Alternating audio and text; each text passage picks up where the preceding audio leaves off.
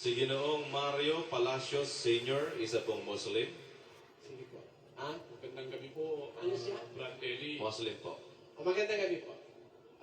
Ako po ay si Joselito Heron, itatama ko lamang po. Ang pangalan ko po ay Joselito Fernando Heron. Tagapalit po ako at Iglesia po ni Cristo. Taga saan po kayo? Kapalit po. Isa po akong Iglesia ni Cristo. Una po sa lahat, nagaganap ako kami at makapagtatanong kami sa inyo na personal. Pero meron lang po kaming nais linawin. Doon sa sinabi ni Brad Josel kanina, hindi po umuurong ang kapatid na Eranio Manalo sa isang maging publiko. Nililinaw lang po namin yun. Wala pong aral ang Iglesia ni Cristo na Iglesia ni Cristo ni Manalo. Ngayon po, kung gusto niyong patunayan na mayroong kaming aral na Iglesia ni Cristo ni Manalo, pwede po ninyong gawin yan sa isang maginoong pag-uusap. Kaso... Ito po ang aking tanong, Brad Eli. Kasi ganito po. Ito po ang tanong ko. Yun po ay nasabi ko lang. Ito po ang aking tanong. Nasabi niyo po kanina na ang inyong pakikipaglaban ay sa katwiran.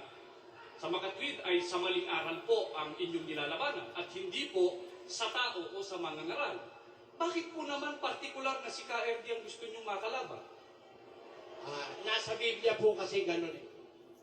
Babasahin ko po ang 6:12 ng Efeso. Pakinggan niyo. Sapagkat ang ating pakikibaka ay hindi laban sa laman at dugo, kundi laban sa mga pamunuan. Pamunuan po ang nilalabanan. Nasa Biblia. Kasi, ganito po kasi yun eh. Pag ang lalabanan mo, yung alipores, pagkatapos ng diskusyon, napahiya, sabihin, hindi naman yun ang puno namin eh. Para wala na pong lusot, dapat puno ang umarap.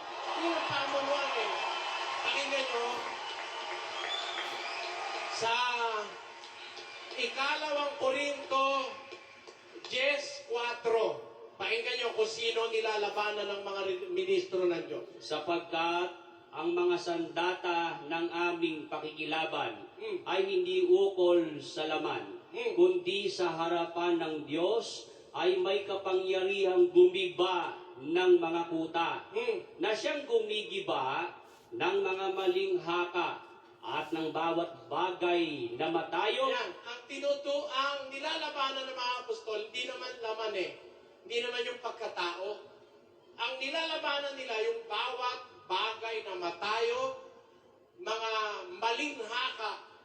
Pero kanino niya inilalaban yun? Balikan natin ang Efeso 6:12. Sapagkat ang ating pakikibaka ay hindi laban sa laman at dugo, kundi laban sa mga pamunuan, laban sa mga kapangyarihan, laban sa mga namamahala. Yung namamahala, yun po ang lalabanan. Ginoong nais lamang po namin linawin. Ang pananampalataya po ng mga Iglesia ni Cristo ay hindi po nakasalig kay kapatid na Eranio Manalo. Sa isang madaling salita po, kapag ka po napabulaanan ninyo ang mga aral at hindi yung tao, susunod kami at maniniwala kami sa inyo. Kaya mag-usap tayo sa aral, huwag tao. Aral po ang pag-usapan natin, Ginong Surian. Aral nga po pinag-uusapan natin eh. Sa makatwid, hindi po tagapangaral. Ang nasa Biblia po, ang nilalabanan ng ministro ni Kristo, yung mga namamahala ng kadilimang nasa sanlibutan. Yun ang aral eh. Ginong Surian. Yun ang aral eh. Literal po bang tao ang lalabanan o pati yung aral?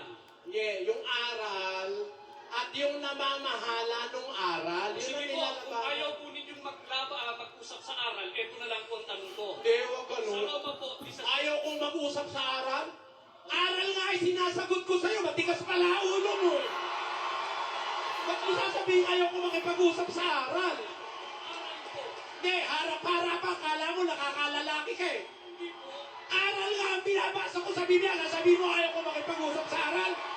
Hindi kita aatras ako, ikaw lang. Ginong Surian. Hindi kita atrasan. Hindi po kami Huwag ka magpapadya. pakinggan nyo mga kababayan. Huwag po kayong Huwag kang magpapasunod ng salita.